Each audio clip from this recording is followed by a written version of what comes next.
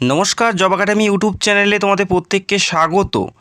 রাজ্যে 2026-এ আইসিডিএস কর্মী এবং সহায়িকা পদে যেখানে 35,000 শূন্য পদে নিয়োগ করা হচ্ছে। এই বছরের অত্যন্ত গুরুত্বপূর্ণ একটি নিয়োগ। যারা আইসিডিএস ওয়ার্কার এবং হেল্পার পদের জন্য দীর্ঘদিন থেকে ওয়েট করে আছো, এই বছরটা তোমাদের জন্য অত্যন্ত গুরুত্বপূর্ণ। তো ভিডিওটি সম্পূর্ণ দেখো, কবে থেকে আবেদন শুরু হচ্ছে এবং এই নিয়োগের প্রত্যেকটা তথ্য তোমরা স্টেপ বাই স্টেপ জানতে পারবে। এবং রাজ্যের প্রতিটি জেলার থেকে প্রতিটি ব্লক থেকে নিয়োগ করা হচ্ছে। জলপাইগুড়ি বিভাগ থেকে যদি আমরা লক্ষ্য করি, আলিপুরদুয়ার জেলাতে 6টি ব্লক থেকে নিয়োগ করা হচ্ছে, কোচবিহার জেলায় 12টি ব্লক থেকে, দার্জিলিং জেলায় 9টি ব্লক থেকে, জলপাইগুড়ি জেলাতে 60টি ব্লকেই নিয়োগ করা হবে। পাশাপাশি কালিম্পং জেলাতে 3টি ব্লকেই কিন্তু নিয়োগ করা হচ্ছে। তো রাজ্যের প্রত্যেকটা জেলার থেকে নিয়োগ করা হচ্ছে। অবশ্যই জেলার নামগুলো কমেন্ট করবে। মালদা বিভাগে যে সমস্ত জেলাগুলো রয়েছে, যেমন উত্তর দিনাজপুর, দক্ষিণ দিনাজপুর, মালদা, এছাড়াও রয়েছে মুর্শিদাবাদ, প্রত্যেকটা জেলাতেই তোমরা ভ্যাকেন্সিস দেখতে পারবে। প্রতিটি জেলার প্রতিটি ব্লকেই ভ্যাকেন্সিস আছে, যেখানে 35,000 অ্যাপ্রক্স ভ্যাকেন্সিসে নিয়োগ করা হচ্ছে। পাশাপাশি বর্ধমান বিভাগে বীরভূম, হুগলি, পূর্ব বর্ধমান, পশ্চিম বর্ধমান, প্রত্যেকটা জেলাতেই তোমরা ভ্যাকেন্সিস দেখতে পারবে। আর অবশ্যই তোমাদের জেলার নামগুলো কমেন্ট করবে এবং কবে থেকে আবেদন শুরু হবে সেটাও কিন্তু এই ভিডিওতে আমি জানিয়ে দেব। দেখো, প্রেসিডেন্সি বিভাগ থেকে হাওড়া, নদিয়া, উত্তর 24 পরগনা, দক্ষিণ 24 পরগনা এবং কলকাতা, প্রত্যেকটা জেলাতেই ভ্যাকেন্সিস আছে। তো আশা করি এই বছর যারা এই পদগুলোর জন্য ওয়েট করে আছো, তাদের জন্য এই বছরটা অত্যন্ত গুরুত্বপূর্ণ। পাশাপাশি যদি লক্ষ্য করি, মেদিনীপুর বিভাগে বাঁকুড়া, ঝাড়গ্রাম, পুরুলিয়া, প্রত্যেকটা জেলাতেই ভ্যাকেন্সিস আছে। কম বেশি প্রত্যেকটা জেলাতেই কিন্তু একটা বড় সংখ্যায় করে নিয়োগ করা হচ্ছে। অল ওভার পশ্চিমবঙ্গে 35,000। তো প্রত্যেকটা জেলা ওয়াইজ ভ্যাকেন্সিসগুলো তোমরা দেখতে পারবে। পূর্ব মেদিনীপুর, পশ্চিম মেদিনীপুর, প্রত্যেকটা জেলাতেই ভ্যাকেন্সিস দেখতে পাচ্ছ। আর জেলার নামগুলো কমেন্ট করবে। যেহেতু জেলাভিত্তিকভাবে নিয়োগ করা হচ্ছে, একইবারে প্রত্যেকটা জেলাতেই তোমরা ভ্যাকেন্সিস দেখতে পারবে না, সেটা ধাপে ধাপে হবে। সেক্ষেত্রে জেলার নামগুলো কমেন্ট করবে।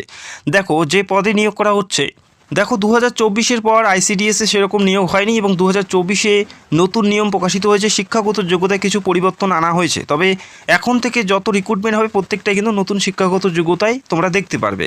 2024-এর যে নিয়োগটি হয়েছে সীমিত, সেই নিয়োগে কিন্তু সেই নতুন নিয়ম আমরা দেখেছি, যেখানে আইসিডিএস কর্মী এবং সহায়িকা উভয় পদে তোমাদের উচ্চ মাধ্যমিক পাস থাকতে হবে।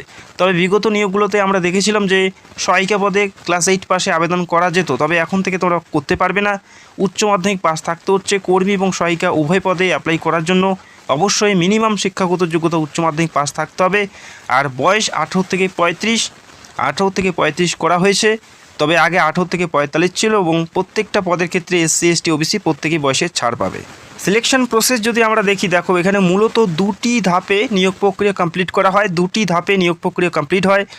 যারা অ্যাপ্লাই করবে, যাদের অ্যাপ্লিকেশন সঠিকভাবে জমা পড়বে, তাদের একটি লিখিত পরীক্ষা দিতে হবে। 90-এর মধ্যে একটি পরীক্ষা দিতে হবে। যে সকল প্রার্থী এখানে অ্যাপ্লাই করবে, যে পরীক্ষাটি হবে এমসিকিউ টাইপের, যেখানে পাটিগণিত, পুষ্টি, জনস্বাস্থ্য, নারী ও শিশুর উন্নয়ন সংক্রান্ত প্রশ্ন, ইংরেজি, সাধারণ জ্ঞান অর্থাৎ জিকে, এই সমস্ত বিষয়বস্তুর উপর থেকে তোমাদের একটি পরীক্ষা দিতে হবে, যেখানে 90-এর মধ্যে পরীক্ষা থাকবে। এবং এই পরীক্ষা যে সকল প্রার্থী সফলভাবে উত্তীর্ণ হবে বা পাশ করবে, তারা ইন্টারভিউর জন্য ডাক পাবে, যেখানে 10 নম্বরের ইন্টারভিউ থাকবে। বোঝা গেল? এবং সর্বশেষ এই 90 এবং 10, 100-র মধ্যে ফাইনাল মেরিটের মাধ্যমে নিয়োগ করা হবে। যার নাম্বার যত বেশি থাকবে, তাদের হাতেই তত বেশি সুযোগ থাকবে। তবে 30+ নাম্বার পেলেই পরীক্ষায় তোমরা ইন্টারভিউর জন্য কোয়ালিফাই করতে পারবে। বোঝা গেল? এবং এখানে চাকরি পাওয়ার জন্য যথেষ্ট ভালো স্কোর তোমাদের করতে হবে। তো আশা করি বুঝতে পারলে, এই 2টি ধাপে নিয়োগ করা হচ্ছে। প্রথম ফেজে তোমাদের থাকবে লিখিত পরীক্ষা। আবেদন পদ্ধতি দেখো, আবেদন কি করে করতে হবে। আবেদন কম বেশি আমরা দেখি প্রত্যেকটা জেলাতেই অনলাইনের মাধ্যমে আবেদন করতে হয়। সেটা অবশ্যই ডিপেন্ড করবে তোমরা কোন জেলার থেকে আবেদন করবে। যে জেলায় বসবাস করো সেই জেলার অফিসিয়াল সাইটে তোমাদের ভিজিট করতে হবে। ধরো মুর্শিদাবাদ থেকে যদি অ্যাপ্লাই করো, সেক্ষেত্রে মুর্শিদাবাদ.gov.in, অথবা হুগলি থেকে যদি অ্যাপ্লাই করো হুগলি.nic.in। তো প্রত্যেকটা ডিস্ট্রিক্টের ওয়েবসাইটগুলো আলাদা আছে। নিজের জেলার অফিসিয়াল সাইটে গিয়ে তোমাদের অ্যাপ্লাইটি করতে হবে, যেখানে অবশ্যই তোমাদের প্রত্যেকটা তথ্য সেখানে আপলোড করতে হবে। পাশাপাশি প্রত্যেকটা ডকুমেন্ট আপলোড করতে হবে।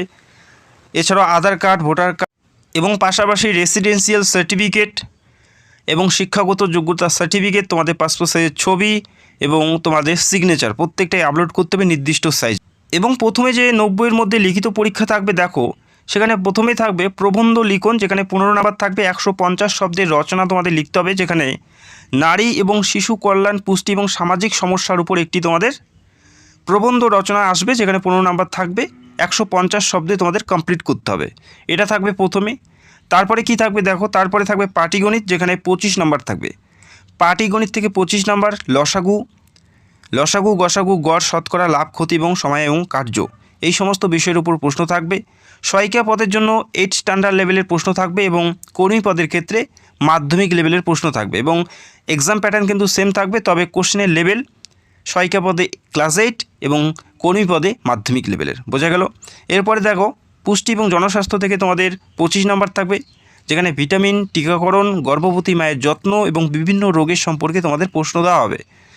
এই পরীক্ষা তোমাদের দিতে হচ্ছে প্রথমে যারা অ্যাপ্লাই করবে, যাদের অ্যাপ্লিকেশন সঠিকভাবে জমা পড়বে তারাই কিন্তু এই পরীক্ষায় বসবে। এরপরে সাধারণ জ্ঞান, ভারতের ইতিহাস, ভূগোল, পশ্চিমবঙ্গ ভিত্তিক তথ্য, মানে প্রত্যেকটা জেলার তথ্য তোমাদের আসতে পারে পরীক্ষায়। তো এই কয়টি বিষয়ের উপর পরীক্ষা থাকবে। এরপরে থাকবে অনুবাদ, ট্রান্সলেট, যেখানে 5 নাম্বার থাকবে। বোঝা গেল? এই কয়টি বিষয়ের উপর পরীক্ষা তোমাদের দিতে হবে। অত্যন্ত গুরুত্বপূর্ণ পরীক্ষা, যেহেতু দীর্ঘদিন থেকে নিয়োগটি হচ্ছে না এখনও, তো যখন নিয়োগটি শুরু হবে খুব কম্পিটিশন থাকবে, তো তোমাদের যথেষ্ট ভালো প্রিপারেশন নিয়ে কিন্তু তোমাদের পরীক্ষায় বসতে হবে। বোঝা গেল? তো প্রথমে 90-এর মধ্যে পরীক্ষা দিতে হবে। এই পরীক্ষায় পাশ করার পরেই তোমরা ইন্টারভিউর জন্য ডাক পাবে। দেখো যারা জেনারেল তাদের 40 থেকে 45% নাম্বার তোমাদের তুলতে হবে, অর্থাৎ 90-এর মধ্যে 36 থেকে 40-এর মধ্যে নাম্বার তুললেই তবেই তোমরা ইন্টারভিউর জন্য ডাক পাবে। ঠিক একইভাবে SC STদের ক্ষেত্রে 35% থেকে 40%-এর মধ্যে নাম্বার থাকলে তোমরা ইন্টারভিউর জন্য ডাক পাবে, অর্থাৎ 32 থেকে 36-এর মধ্যে নাম্বার তুলতে হবে।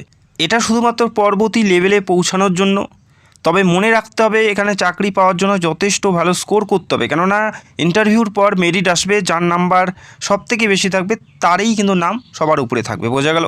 তো যথেষ্ট ভালো প্রিপারেশন নিয়ে তোমাদের ভালো নাম্বার তুলতে হবে এখানে কোয়ালিফাই করার জন্য বা চাকরি পাওয়ার জন্য। বোঝা গেল? শুধুমাত্র ইন্টারভিউয়ে পৌঁছানোই লক্ষ্য তোমাদের থাকা উচিত নয়, তোমাদের যথেষ্ট ভালো প্রিপারেশন নিয়ে চাকরি পাওয়ার উদ্দেশ্য থাকতে হবে, এটা কিন্তু তোমাদের মাস্ট। বোঝা গেল?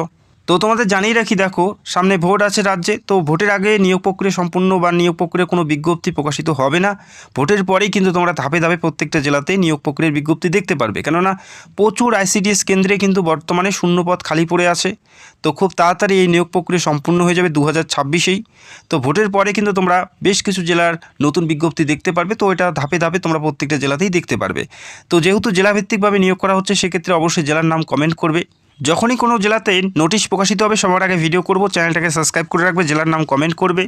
তো এপ্রিলে ভোট আছে,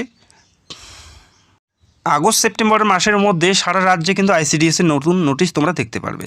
চ্যানেলটাকে সাবস্ক্রাইব করে রাখবে, জেলার নামগুলো কমেন্ট করবে। তো ভিডিওটি দেখার জন্য অসংখ্য ধন্যবাদ। Thank you so much.